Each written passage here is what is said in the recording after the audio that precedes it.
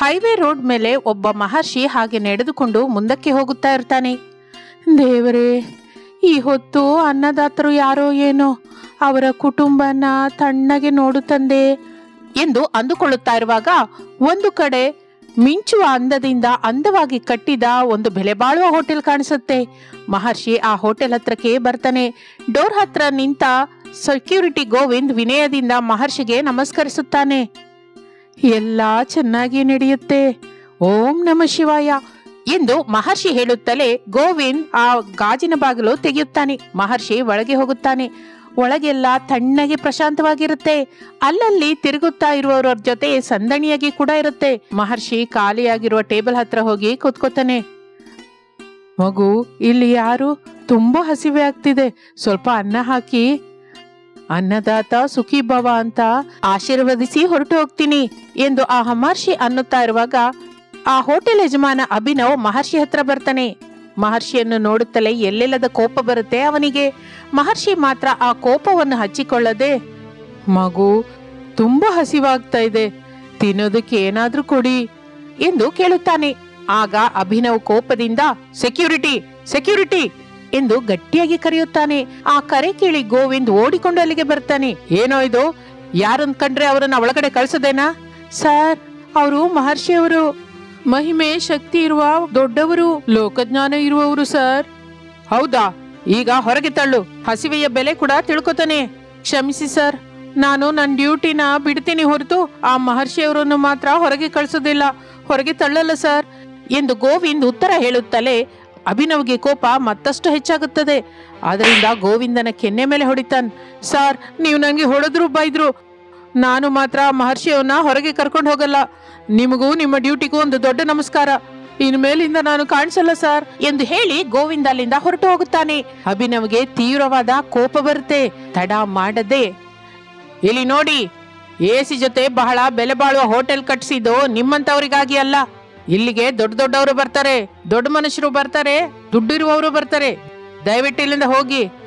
ಯಾರು ಬಂದ್ರು, ಹೇಗೆ ಬಂದ್ರು, ಇಲ್ಲಿಗೆ ಯಾವ ವಿಧದಿಂದ ಬಂದ್ರು, ಎಲ್ಲರೂ ಉಸಿರಾಡುವುದು ಒಂದೇ ಗಾಳಿ ಅಲ್ವ ಸ್ವಾಮಿ. ನೀನೂ ಮನುಷ್ಯ, ನಾನೂ ಮನುಷ್ಯ, ನಮ್ಮಲ್ಲಿ ನಮಗೆ ಈ ಭೇದ ಏನಕ್ಕೆ ಹೇಳಿ? ತುಂಬಾ ಹಸಿವಾಗ್ತಾ ಇದೆ, ಅನ್ನ ಹಾಕು. ಹೊಟ್ಟೆ ತುಂಬಾ ತುಂಬಿದ್ರೆ ಕರುಣೆಯಿಂದ ದಯದಿಂದ ಆಶೀರ್ವದಿಸಿ ಹೊಟ್ಟೋಗ್ತೀನಿ. ನಿಧಾನವಾಗಿ ಸಮಾಧಾನದಿಂದ ಹೇಳಿದ್ರೆ ನೀನ್ ಕೇಳಲ್ವಲ್ಲ? ನಡಿ, ಹೊರಗೆ ಬಾ. ಈಗಲ್ಲ, ಹೊರಗೆ ಬಾ ಎಂದು ಅಭಿನವ್ ಮಹರ್ಷಿ ಕೈಯನ್ನು ಹಿಡಿದುಕೊಂಡು ಗಬಗಬ ಹೊರಗೆ ಎಳೆದುಕೊಂಡು ಬಂದು ಗ್ಲಾಸ್ ಡೋರ್ ಹತ್ರ ನಿಂತ್ಕೊಂಡು ತಳ್ಳಿ ಬಿಡುತ್ತಾನೆ. ಮಹರ್ಷಿ ಕೆಳಗೆ ಬೀಳುತ್ತಾನೆ. ಮತ್ತೆ ನನಗೆ ಸುತ್ತಮುತ್ತಲ ಕಾಣಿಸಬಾರ್ದು ಎಂದು ಹೇಳಿ ಅಭಿನವ್ ಒಳಗಡೆಗೆ ಹೊರಟು ಹೋಗುತ್ತಾನೆ.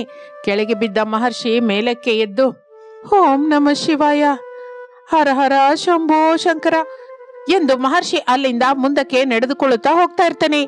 ಇನ್ನು ಅದೇ ಹೈವೇ ಮೇಲೆ ಒಂದು ಕಡೆ ಐಸ್ ಚೂರುಗಳಿಂದ ಕಟ್ಟಿದ ಐಸ್ ಹೋಟೆಲ್ನಲ್ಲಿ ಅತ್ತೆ ಸೊಸೆಯರೊಬ್ಬರು ದಿಗಿಲಿನಿಂದ ಕರಗಿ ಹೋಗುತ್ತಿರುವ ಐಸ್ ಬ್ಲಾಕ್ಸ್ ಅನ್ನ ನೋಡುತ್ತಾ, ಅತ್ತೆ, ಐಸ್ ಕರಗಿ ಹೋಗ್ತಾ ಇದೆ. ನಂಗೂ ಕಾಣಿಸ್ತಾ ಇದೆ ಸೊಸೆ, ನಾನೇನು ಕುರುಡಿಯಲ್ಲ. ನನ್ನ ಕಣ್ಣಿನ ನೋಟ ಏನು ಮಂದವಾಗ್ಲಿಲ್ಲ. ನೀನು ಪದೇ ಪದೇ ಅತ್ತೆ ಐಸ್ ಕರಗಿ ಹೋಗ್ತಾ ಇದೆ ಅಂತ ಹೇಳೋದಕ್ಕೆ. ಅದಲ್ಲ ಅತ್ತೆ, ಐಸ್ ಕರ್ಗಿ ಹೋಗದ ಹಾಗೆ ಏನಾದ್ರೂ ಚುಟ್ಕಾಗಳಿದ್ರೆ ಹೇಳಿ. ಅಂತದ್ದೇನಾದ್ರೂ ಗೊತ್ತಿದ್ರೆ ಯಾವಾಗ್ಲೂ ಹೇಳ್ತಾ ಇದ್ನಲ್ಲೇ ಸೊಸೆ. ಈಗ ಹೇಗೆ ಅತ್ತೆ? ವಾಗಿದ್ದರಿಂದ ನಮ್ಮ ಶೀಟ್ ಹೋಟೆಲ್ ತಣ್ಣಗಿಲ್ಲ, ಆದ್ರಿಂದ ಯಾರು ಬರ್ತಾ ಇಲ್ಲ ಅಂತ ಹೇಳಿ ಇದ್ದ ದುಡ್ಡೆಲ್ಲ ಖರ್ಚು ಮಾಡಿಸಿ ಈ ಐಸ್ ಹೋಟೆಲ್ ಕಟ್ಟಿಸ್ದೆ.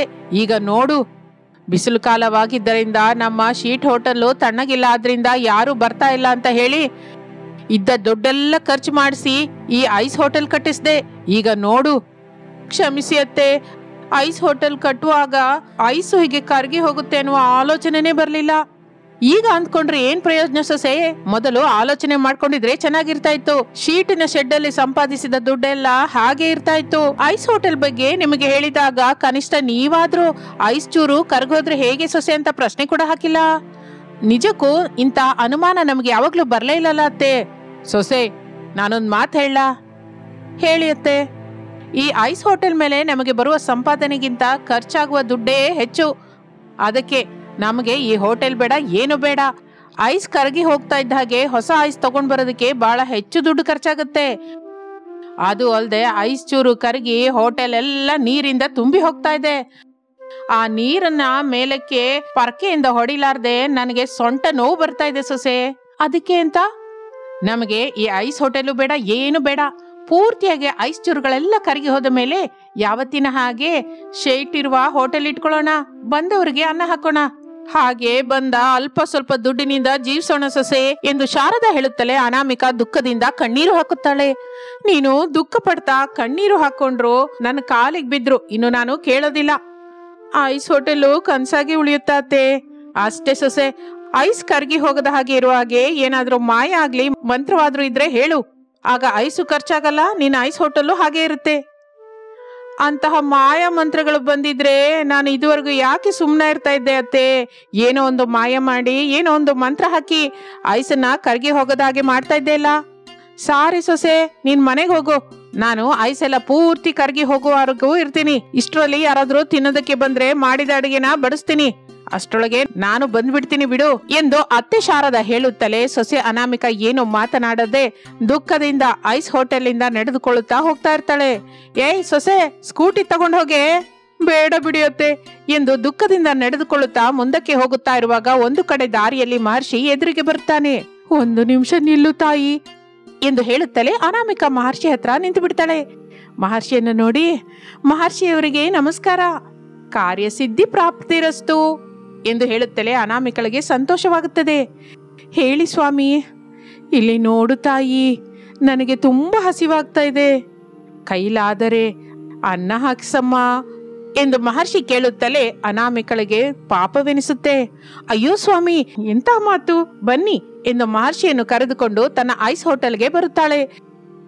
ಶಾರದಾ ನೋಡಿ, ಏನಾಯ್ತು ಸೊಸೆ?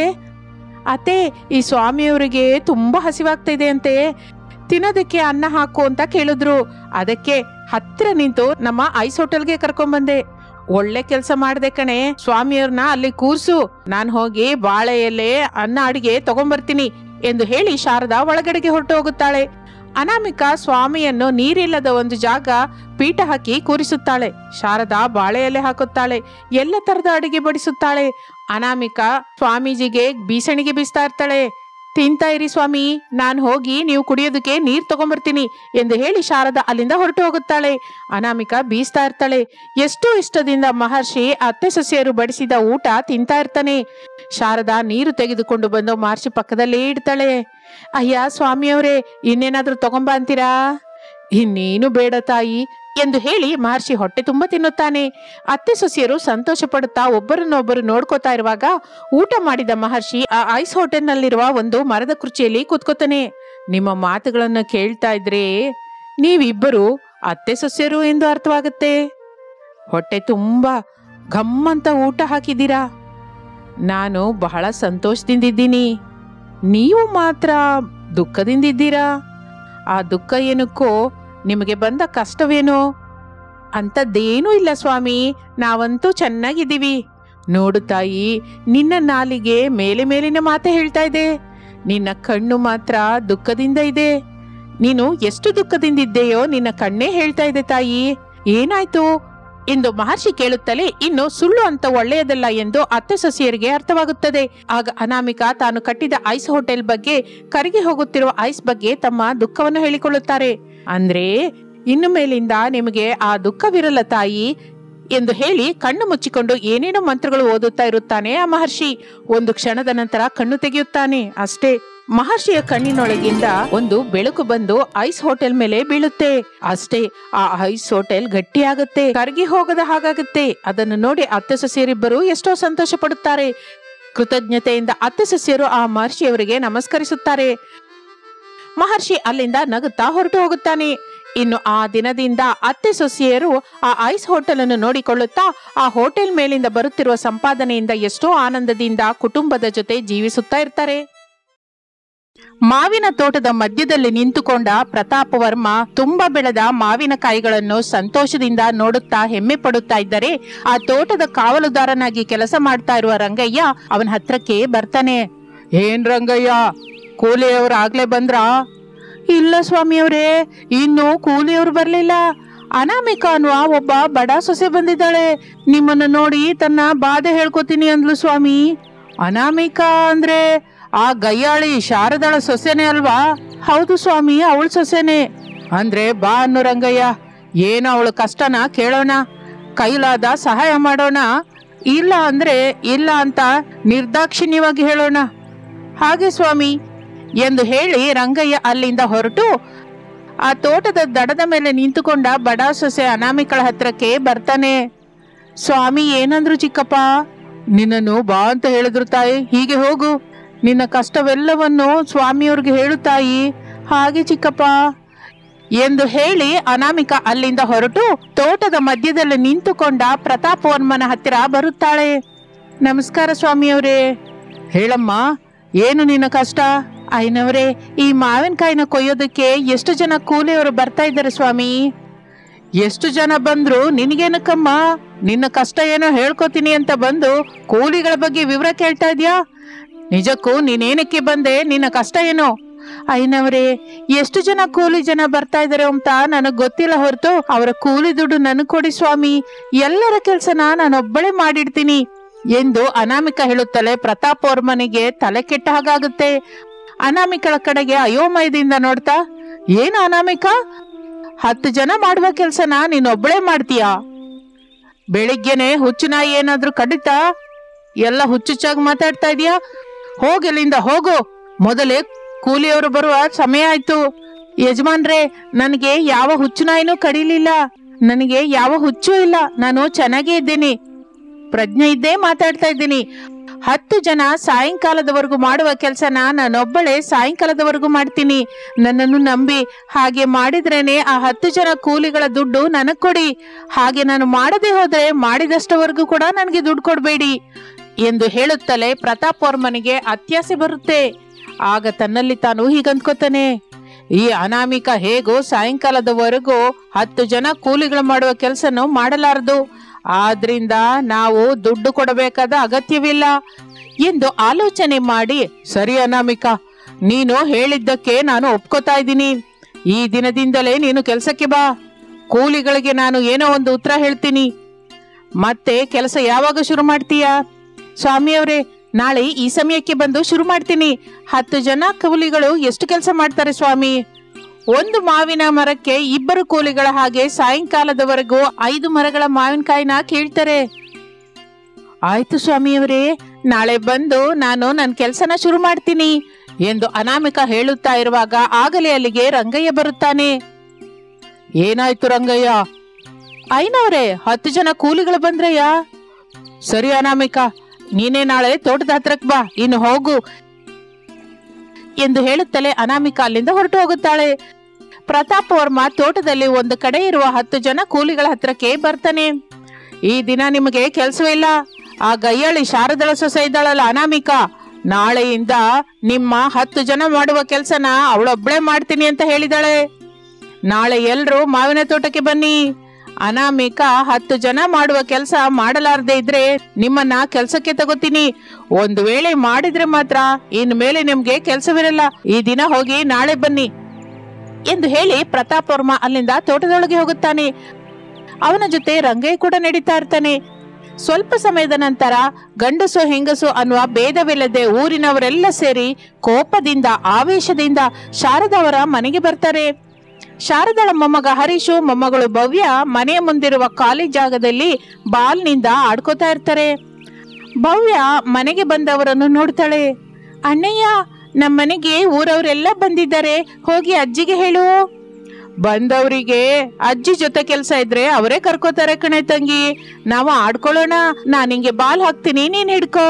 ಸರಿ ಅಣ್ಣಯ್ಯ ಎಂದು ಭವ್ಯ ಬಾಲನ್ನು ಹಿಡಿದುಕೊಳ್ಳಲಿಕ್ಕೆ ಸಿದ್ಧವಾಗಿರ್ತಾಳೆ. ಹರೀಶ್ ಬಾಲ್ ಹಾಕುತ್ತಾನೆ, ಭವ್ಯ ಹಿಡ್ಕೋತಾಳೆ.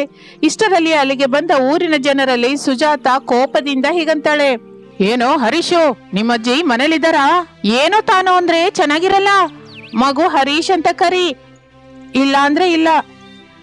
ಬೇರಳಂತಿಲ್ಲ, ಎಷ್ಟು ಪೊಗರು ನೋಡಿದ್ಯಾ ಕಮಲ? ಎಷ್ಟಾದ್ರೂ ಶಾರದಾಳ ಮೊಮ್ಮಗಳಲ್ವಾ, ಅಷ್ಟು ಮಾತ್ರ ಪೊಗರಿರುತ್ತೆ ಬಿಡು. ಆದ್ರೂ ಈ ಮಕ್ಕಳ ಜೊತೆ ನಮಗೇನ್ ಬಂತು ಗಲಾಟೆ? ಶಾರದಕ್ಕನ ಕರೀರಿ. ನಾವು ಮಾತ್ರನೇ ಕರಿಬೇಕಾ? ನೀನು ಕೂಡ ಕರಿ. ಅನಾಮಿಕ ಮಾಡ್ತೀನಿ ಅನ್ನುವ ಕೆಲಸದ ಬಗ್ಗೆನೇ ಅಲ್ಲ ನಾವು ಮಾತಾಡ್ಬೇಕು ಅಂತ ಬಂದ್ವಿ. ಶಾರದಾ ಚಿಕ್ಕಿ, ಶಾರದಾ ಚಿಕ್ಕಿ, ಒಂದ್ಸಲ ಹೊರಗೆ ಬನ್ನಿ ಎಂದು ಗಟ್ಟಿಯಾಗಿ ಅನ್ನುತ್ತಾರೆ. ಆಗ ಶಾರದಾ ಅವಳ ಗಂಡ ಪ್ರಸಾದ್ ಮನೆಯಿಂದ ಹೊರಗೆ ಬರುತ್ತಾರೆ. ಮನೆಯ ಮುಂದಿರುವ ಊರಿನವರನ್ನೆಲ್ಲ ನೋಡಿ ಆಶ್ಚರ್ಯ ಹೋಗುತ್ತಾರೆ. ಅಮ್ಮ ಶಾರದಾ ತಾಯಿ, ನಿಮ್ ಮನೆಯಲ್ಲಿ ಸ್ವಲ್ಪ ವಿಷವಿದ್ರೆ ತಂದು ಕೊಟ್ಬಿಡಮ್ಮ. ಏಯ್ ಸುಂದರಂ, ನನ್ ಮನೆಗೆ ಬಂದು ವಿಷ ಕೊಡು ಅಂತ ಇದೆಯಾ? ಅಷ್ಟೆಲ್ಲ ನಿನ್ಗೆ ವಿಷ ಕೊಡ್ಬೇಕು ಅನ್ಸಿದ್ರೆ ನಿನ್ ಮನೆ ಹತ್ರನೋ ಹೊಲದ ಹತ್ರನೋ ಕುಡಿ. ನಮ್ಮನೆಗೆ ಬಂದು ನನ್ನನ್ನ ವಿಷ ಕೊಡು ಅಂತ ಇದೆಯಾ ಯಾಕೆ? ಒಬ್ಬ ಸುಂದ್ರನ್ಗೆ ಅಲ್ಲ ಅತ್ತೆ, ಈ ಊರಿನವರೆಲ್ರಿಗೂ ಕೊಟ್ಬಿಡು. ಎಲ್ರು ವಿಷ ಕುಡ್ದು ಸತ್ತೋಗ್ತೀವಿ. ಆಗ ಹತ್ತು ಸೊಸೆರಿ ಊರೆಲ್ಲವನ್ನು ನೋಡ್ಕೊಳ್ತಾ ಊರಲ್ಲಿರುವ ಕೆಲಸವನ್ನೆಲ್ಲ ಮಾಡ್ಕೊಂಡು ಸಂತೋಷವಾಗಿ ಇರ್ತೀರಿ. ಏನೇ ಕಮಲ, ಊರ್ನವರ ಜೊತೆ ಬಂದಿದ್ದೀನಿ ಅಂತ ಗಂಟ್ಲು ಬಹಳ ಏರ್ತಾ ಇದೆ. ನಿಜಕ್ಕೂ ಊರ್ನವ್ರಿಗೆ ಏನಾಗಿದೆ? ಯಾಕೆ ನನ್ನ ಹತ್ರ ಈ ತರ ಮಾತಾಡ್ತಾ ಇದ್ದಾರೆ? ದಿನಾನು ನಾನೇ ಅಲ್ವಾ ಅರ್ಚೋದು? ಅದಕ್ಕೆ ಅಲ್ವಾ ನನ್ಗೆ ಗಯ್ಯಾಳಿ ಅಂತ ಹೆಸರು ಕೂಡ ಇಟ್ಟಿದ್ದೀರಾ? ನಮ್ಗೆ ಏನಾಗಿದೆ ಅಂತ ತಿಳಿಬೇಕು ಅಂದ್ರೆ ಮನೆಯಲ್ಲಿರುವ ನಿನ್ನ ಸೊಸೆ ಅನಾಮಿಕಳನ್ನ ಒಂದ್ಸಲ ಕರಿ ಚಿಕ್ಕಮ್ಮ. ನನ್ನ ಸೊಸೆನ ನಾನು ಯಾವಾಗ ಕರಿಬೇಕು ಅಂತ ನೀನ್ ನನ್ಗೆ ಹೇಳ್ಬೇಕಾ? ಅನಾಮಿಕಾ ಬರೋ ಟೈಮ್ಗೆ ಬರ್ತಾಳೆ ಹೊರತು ಇಷ್ಟಕ್ಕೂ ನೀವೆಲ್ಲರೂ ಸರಿ ನಮ್ಮನೆಗೆ ಏನಕ್ಕೆ ಬಂದಿದ್ದೀರೋ ಮೊದಲು ಹೇಳಿ. ಪ್ರಸಾದ್ ಅವರೇ, ನಿಮ್ ಸೊಸೆ ಅನಾಮಿಕಳನ್ನ ಕರೆದು ಬಿಡಿ. ಸೊಸೆ ಒಂದ್ಸಲ ಹೊರಗ್ ಬಾರೆ ಅನಾಮಿಕಾ ಎಂದು ಶಾರದಾ ಗಟ್ಟಿಯಾಗಿ ಕರೆಯುತ್ತಾಳೆ. ಅನಾಮಿಕಾ ಹೊರಗೆ ಬರುತ್ತಾಳೆ. ಊರಿನವರು ಆವೇಶದಿಂದ ಕೋಪದಿಂದ ಅನಾಮಿಕಳ ಕಡೆ ನೋಡುತ್ತಾ ಹಲ್ಲು ಕಡಿತಾ ಇರ್ತಾರೆ. ಏನಮ್ಮ ಅನಾಮಿಕಾ, ನಿಂದು ಮಾತ್ರ ಸಂಬಳನಾ? ನಿನಗ್ ಮಾತ್ರನೇ ಕುಟುಂಬನಾ? ನೀನು ಮಾತ್ರನೇ ಬದುಕ್ಬೇಕಾ? ನಾವೇನ್ ಪಾಪ ಮಾಡಿದೀವಿ ತಾಯಿ? ನಮ್ಮ ಹೊಟ್ಟೆ ಮೇಲೆ ಯಾಕೆ ಹೊಡಿತಾ ಇದೀಯಾ? ಯಾರೂ ಆವೇಶ ಪಡಬೇಡಿ, ನಾನ್ ಹೇಳುದನ್ನು ಒಂದು ಸಲ ಕೇಳಿ. ಎಲ್ಲರೂ ಸಮಾಧಾನದಿಂದಿರಿ. ಏನಾಯ್ತು ಸೊಸೆ? ಊರ್ನವರೆಲ್ಲ ನಮ್ಮ ಮನೆ ಮೇಲೆ ಏನಕ್ಕೆ ಬಂದಿದ್ದಾರೆ? ವಿಷ ಕೊಡು ಅಂತ ನಮ್ಗೆ ಕೇಳ್ತಾ ಇದ್ದಾರೆ. ಅತ್ತೆ, ಮಾವಿನ ತೋಟದಲ್ಲಿರುವ ಪ್ರತಾಪ್ ವರ್ಮ ಭಾವನ ಹತ್ರ ನಾನು ಹೋಗಿ 10 ಜನ ಕೂಲಿಗಳು ಮಾಡುವ ಕೆಲ್ಸನ ನಾನೊಬ್ಳೆ ಮಾಡ್ತೀನಿ, ನನಗೆ 10 ಜನರ ಕೂಲಿ ದುಡ್ಡು ಕೊಡಿ ಅಂತ ಕೇಳ್ದೆ ಅತ್ತೆ. ಅದಕ್ಕೆ ಬಾಬು ಅವ್ರು ಕೂಡ ಒಪ್ಕೊಂಡ್ರು ಎಂದು ಹೇಳಿದ ಅನಾಮಿಕಳ ಮಾತನ್ನು ಕೇಳಿ ಶಾರದಾ ಯೋಮಯದಿಂದ ನೋಡ್ತಾ ಇರ್ತಾಳೆ. ಏನೇ ನೀನಂತ ಇರೋದು? 10 ಜನ ಮಾಡೋ ಕೆಲ್ಸನ ನೀನೊಬ್ಳೆ ಮಾಡ್ತೀಯಾ? ನಿಜಕ್ಕೂ ಹೇಗೆ ಮಾಡ್ತೀಯ ಅನ್ಕೊಂಡಿದ್ಯಾ? ನಿನಗೇನಾದ್ರೂ ಹುಚ್ಚಿಡ್ದಿದ್ಯಾ ಏನು ಎಂದು ಅನಾಮಿಕಳನ್ನು ಶಾರದಾ ಕೋಪಿಸಿಕೊಳ್ಳುತ್ತಾ ಇರ್ತಾಳೆ. ಅತ್ತೆ, ದಯವಿಟ್ಟು ನನ್ನೇನು ಕೇಳಬೇಡಿ. ನಾಳೆ ನೀವು ಕೂಡ ಮಾವಿನ ತೋಟಕ್ಕೆ ಬನ್ನಿ ಎಂದು ಹೇಳಿ ಅಲ್ಲಿಂದ ಒಳಗಡೆಗೆ ಹೊರಟು ಹೋಗುತ್ತಾಳೆ ಅನಾಮಿಕಾ. ಅನಾಮಿಕಾ ಹೇಳಿದಳಲ್ಲ, ನಾಳೆ ಎಲ್ಲರೂ ಸೇರಿ ತೋಟದಲ್ಲಿ ಭೇಟಿಯಾಗೋಣ. ಈಗಂತೂ ನಿಮ್ ಮನೆಗೆ ಹೊರಟೋಗಿ ಎಂದು ಹೇಳುತ್ತಲೇ ಊರಿನವರೆಲ್ಲರೂ ಹೊರಟು ಹೋಗುತ್ತಾರೆ. ಮಾರನೇ ದಿನ ಊರಿನವರ ಜೊತೆ ಸೇರಿ ಶಾರದಾ, ಪ್ರಸಾದ್, ರಮೇಶು ಎಲ್ಲರೂ ಮಾವಿನ ತೋಟದ ಹತ್ರಕ್ಕೆ ಬರ್ತಾರೆ. ಪ್ರತಾಪ್ ವರ್ಮನ ಜೊತೆ ಸಹ ಎಲ್ಲರೂ ಆಸಕ್ತಿಯಿಂದ ಮಾವಿನ ಮರದ ಹತ್ರ ನಿಂತುಕೊಂಡ ಅನಾಮಿಕಳನ್ನೇ ನೋಡ್ತಾ ಇರ್ತಾರೆ. ಸ್ವಾಮಿ, ಈಗ ನನಗೆ ಉದ್ದವಾದ ಕೈನ ಅಗತ್ಯವಿದೆ ಸ್ವಾಮಿ ಎಂದು ಬೇಡಿಕೊಳ್ಳುತ್ತಾಳೆ. ಅಷ್ಟೇ, ಅನಾಮಿಕಳಿಗೆ ಉದ್ದವಾದ ಕೈಗಳು ಪ್ರತ್ಯಕ್ಷವಾಗುತ್ತೆ. ಎಲ್ಲರೂ ಆಸಕ್ತಿಯಿಂದ ಆಸೆಯಿಂದ ನೋಡ್ತಾ ಇರ್ತಾರೆ. ಆ ಮಾಯ ಉದ್ದನೆಯ ಕೈಗಳಿಂದ ಅನಾಮಿಕಾ ಚಕಚಕ ಮಾವಿನಕಾಯಿಗಳನ್ನು ಕೊಯ್ತಾ ಇರ್ತಾಳೆ. ಸಮಯ ಕಳೆಯುತ್ತಿದ್ದ ಹಾಗೆ ಅನಾಮಿಕಾ ತನ್ನ ಮಾಯಾ ಕೈಗಳಿಂದ ಮಾಡುತ್ತಿರುವ ಕೆಲಸವನ್ನು ನೋಡಲಾರದೆ ಹೊರಟು ಹೋಗ್ತಾ ಇರ್ತಾರೆ. ಸಾಯಂಕಾಲಕ್ಕೆ 10 ಜನ ಮಾಡುವ ಕೆಲಸಗಳನ್ನ ಅನಾಮಿಕಾ ಒಬ್ಬಳೇ ಪೂರ್ತಿ ಮಾಡಿರುತ್ತಾಳೆ. ಇನ್ನು ಪ್ರತಾಪ್ ವರ್ಮ ಏನು ಮಾತನಾಡದೆ ಹೊರಟೋಗ್ತಾನೆ. 10 ಜನ ಕೂಲಿಗಳಿಗೆ ಕೊಡಬೇಕಾದ ದುಡ್ಡನ್ನು ಅನಾಮಿಕಳಿಗೆ ಕೊಡ್ತಾನೆ. ಇನ್ನು ಮತ್ತೆ ತಿರುಗಿ ಅನಾಮಿಕಾ ಮಾಯಾ ಕೈಗಳಿಂದಲ್ಲದೆ ಸಾಧಾರಣ ಕೈಗಳಿಂದಲೇ ಪ್ರತಾಪ್ ವರ್ಮ ಕೊಟ್ಟ ದುಡ್ಡನ್ನು ತೆಗೆದುಕೊಂಡು ಮನೆಗೆ ಬರುತ್ತಾಳೆ. ಅತ್ತೆ, ನನಗೆ ಮಾಯಾ ಕೈಗಳು ಇದೆ ಅಂತ ನಾನು ಆ ವಿಷಯವನ್ನು ನಿಮಗೆ ಹೇಳದೇ ಇದ್ದಿದ್ದು ತಪ್ಪೆ. ಆದ್ರೂ ಈಗಲಿಗೂ ಯಾವತ್ತಿಗೂ ಆ ನಿಜಾನ ಹೇಳಲ್ಲ. ನನಗಿರುವ ಮಾಯಾ ಕೈಗಳಿಂದ ನಮ್ಮ ಕುಟುಂಬವನ್ನು ಪೋಷಿಸಿಕೊಳ್ಳೋದಕ್ಕೆ ನಾನು ಹೀಗೆ ಮಾಡಿದೆ. ಯಾರಿಗೂ ಕೆಲಸವಿರದ ಹಾಗಾಗ್ಬೇಕು ಅಂತ ಅಲ್ಲ ಅತ್ತೆ ಎಂದು ಸೊಸೆಯ ಮಾತನ್ನು ಕೇಳಿದ ತಕ್ಷಣ ನಿಜವಾದ ವಾಸ್ತವವನ್ನು ಅತ್ತೆ ಶಾರದಾ ಗ್ರಹಿಸುತ್ತಾಳೆ. ಸೊಸೆ, ನನಗೆ ನಿನ್ ಮೇಲೆ ಎಂತಹ ಕೋಪನೂ ಇಲ್ಲ. ಆದ್ರೆ ಒಂದು ಮಾತ ನೆನ್ಪಿಟ್ಕೋ, ಆ ಕೈಗಳಿಂದ ಇತರರಿಗೆ ಕೈಲಾದ ಸಹಾಯ ಮಾಡಿದರೆ ಬಹಳ ಸಂತೋಷನೇ. ಆದ್ರೆ ಅವರ ಬಾಯಿಂದ ಅನ್ನವನ್ನ ಹೇಳ್ಕೊಳ್ಳೋದು ಮಾತ್ರ ಅಷ್ಟು ಒಳ್ಳೆ ಕೆಲಸವಲ್ಲ. ಹೌದು ಅತ್ತೆ, ಊರಿನವರು ನಮ್ಮ ಮನೆಗೆ ಬಂದು ಅವರು ಬದುಕಿನ ಕಷ್ಟವನ್ನು ಹೇಳ್ತಾ ಇರುವಾಗಲೇ ನನಗೆ ಆ ವಿಷಯ ಕೂಡ ಅರ್ಥವಾಯ್ತು. ಅದಕ್ಕೆ ಅತ್ತೆ, ಇನ್ನು ಮೇಲಿಂದ ನನ್ನ ಮಾಯಾ ಕೈಗಳಿಂದ ನೀವು ಹೇಳಿದ ಹಾಗೆ ಮಾಡೋದಕ್ಕೆ ಪ್ರಯತ್ನ ಮಾಡ್ತೀನಿ ಎಂದು ಹೇಳಿ ಅನಾಮಿಕಾ ತನಗಿರುವ ಮಾಯಾ ಕೈಗಳಿಂದ ಆವಾಗವಾಗ ಕಷ್ಟದಲ್ಲಿ ಸಿಕ್ಕಿಕೊಂಡವರನ್ನು ಕಾಪಾಡುತ್ತಾ ಇರುತ್ತಾಳೆ.